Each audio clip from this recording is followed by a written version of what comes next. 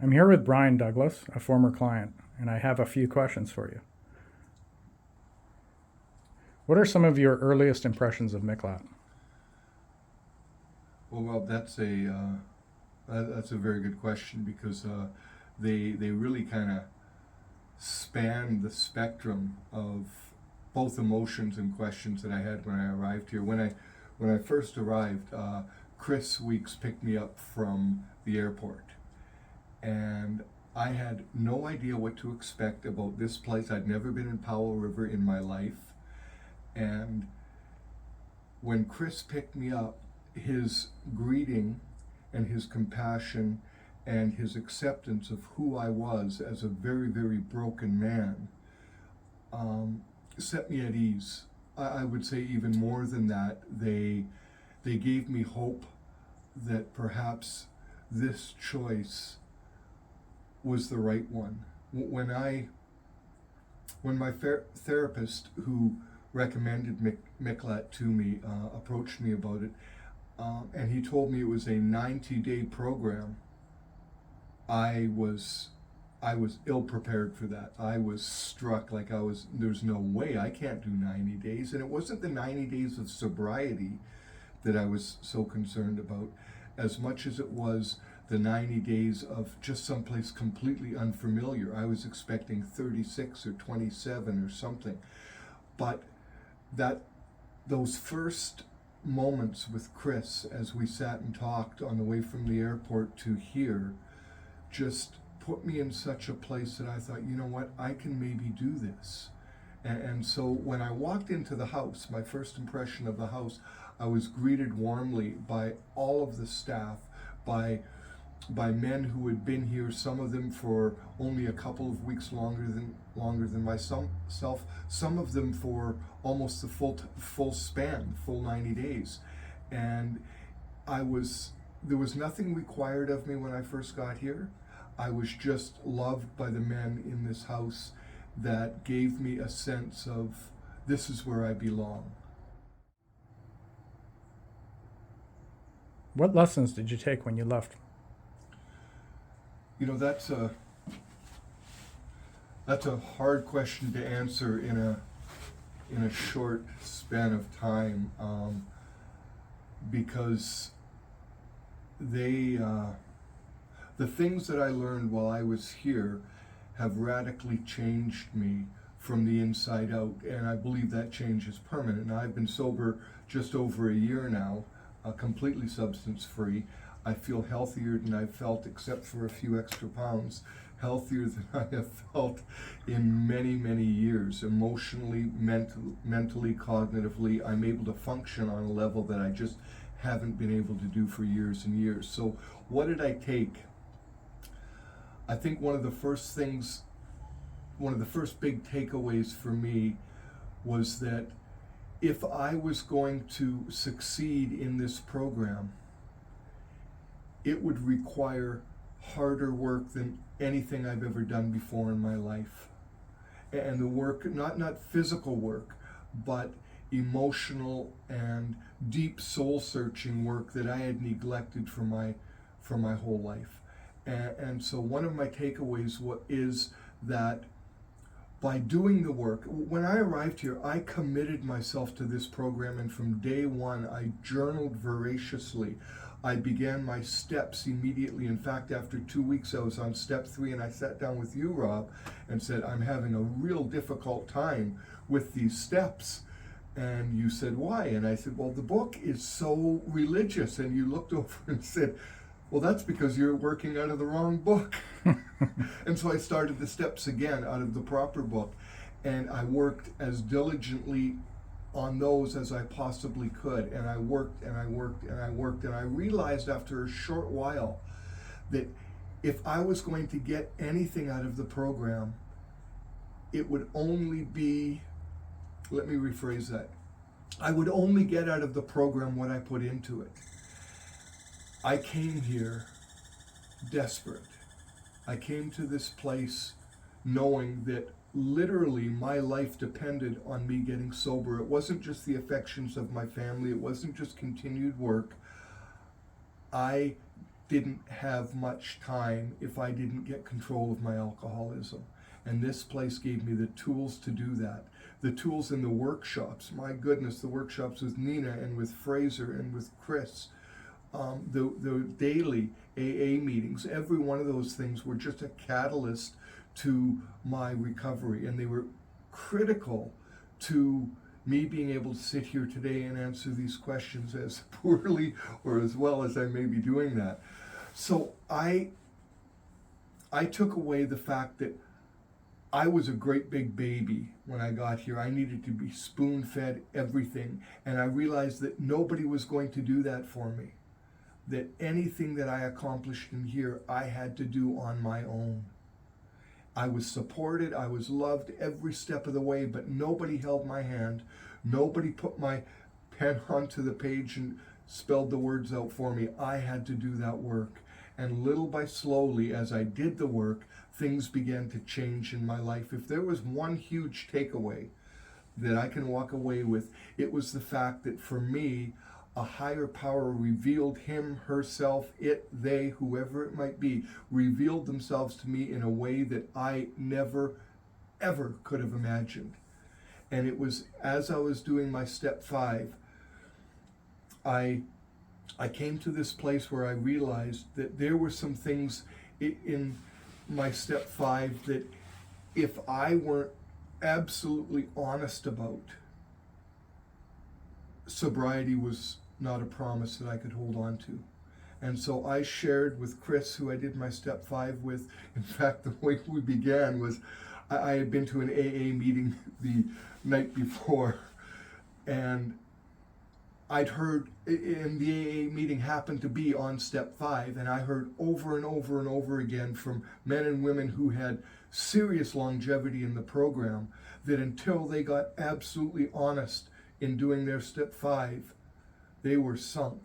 I heard over and over and over again that those things that I swore I would take to the grave with me, if I did not get those out in my step 5, I was not going to stay sober.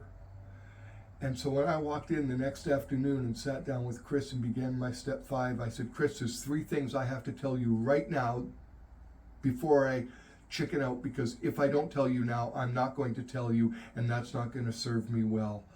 And so immediately I said, it's this, this, and this. I have these 3 things that nobody else in the world knows about, and I want to take to the grave with me, but I know I can't if I want to stay sober. And I got them out, and something happened.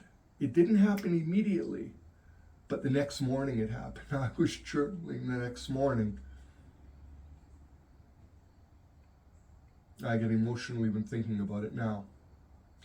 I was journaling the next morning, and as I was writing, tears were streaming down my cheeks. And I couldn't decipher what the tears were about. I just didn't know. And all of a sudden it dawned on me. These were tears of joy, of absolute, unadulterated, pure, raw joy. And it had been so many years since I'd experienced that I didn't even know how to identify it for quite a while. And when I did, I broke down and I sobbed. That's some of what I took away from my time here, and I could go on and on and on. But in short, this place gave me my life back, and I am so grateful. How has your life changed since you finished treatment? I haven't finished treatment.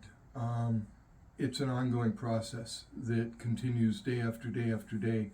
But I know what you're saying. How has my life changed since leaving Miklat? And the changes are remarkable in some ways, and very ordinary in other ways. I'm doing things that I should have done a long, long time ago. One of the convictions that I got when I was here at Miklat was that, I'll just back up a little bit. When I was released from prison, my brother offered me a place to stay, and I accepted graciously. He is the epitome of compassion and grace, and he extended his home, opened his home to me, and allowed me to live there.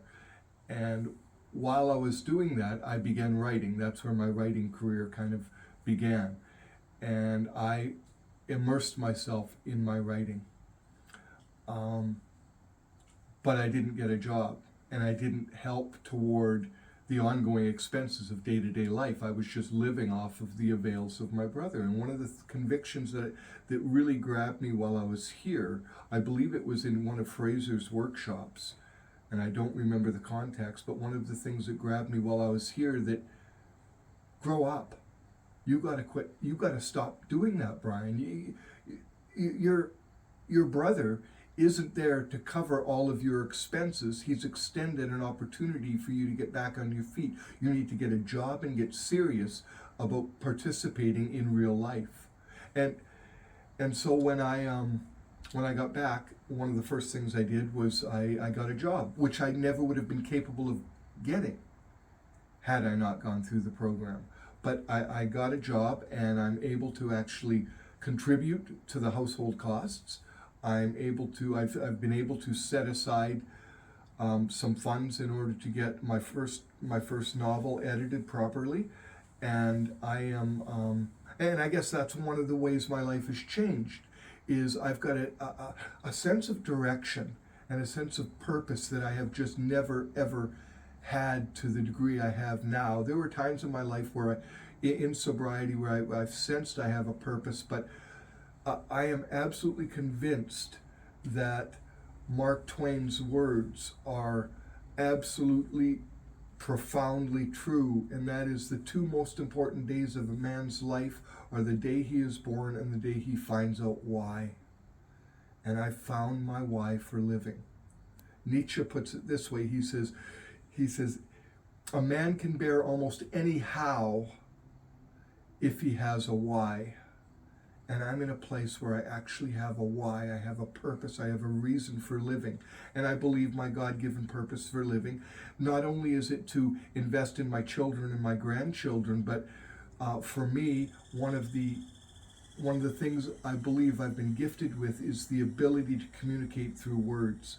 And my writing is tantamount to the person I am. It is critically important to me serving my purpose, and I believe through writing fiction that tells a profound story that has a real truth that people can grab onto, can change the way we view the world, and as a result change us. So one of my takeaways, or one of the things that the way my life has changed, is that I've been able to focus on my writing with a new passion and a new energy and a new and a clarity of mind that I certainly never had when I was drunk, and I most often didn't have even in the brief moments of sobriety in between. But now that I've been clean for as long as I have, my focus is clear, my direction is targeted, and I know where I'm going, and I'm able to articulate myself in ways on the page that I just haven't been able to do before. And so my writing has come alive again for me, which has been profound. So those are a couple of the takeaways, or the ways that my life has changed since leaving here. Oh, I have to add this. My relationship with my children and my grandchildren has just grown exponentially.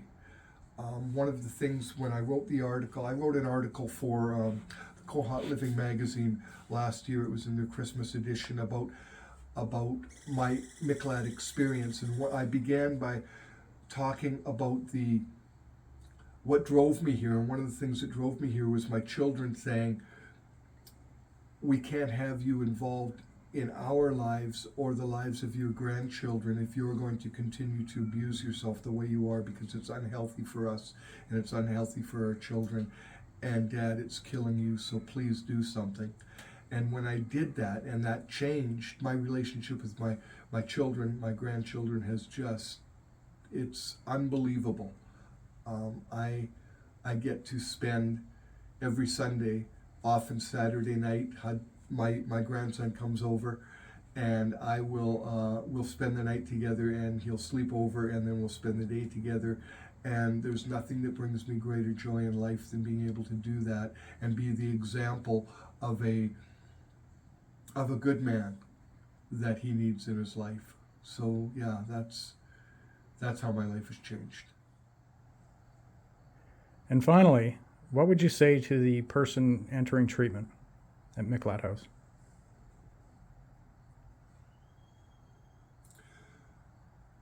I think, firstly, I would say do this program as if your life depends upon it, because it does. Next, I would say grow up.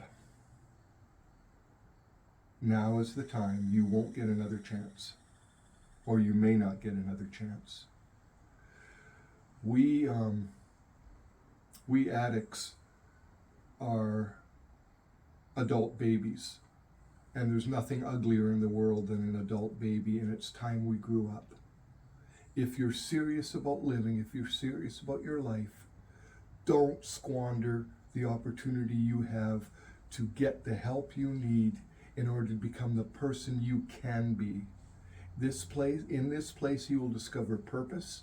You will discover a sense of direction. You will meet friends that you will carry with you probably for the rest of your life. And your life will be changed radically, but only in proportion to what you give this program. You can't give what you haven't got. And so if you give everything you have to this program, the benefits that you will reap will change your life in ways unimaginable. So I would encourage you, if you're thinking of stepping into this house, don't wait. Call now. Boy, this sounds like an infomercial, doesn't it? But I'm serious about it. Like now is the time. Do something for yourself and for your family and those people who love you that you won't regret. Thank you, Brian.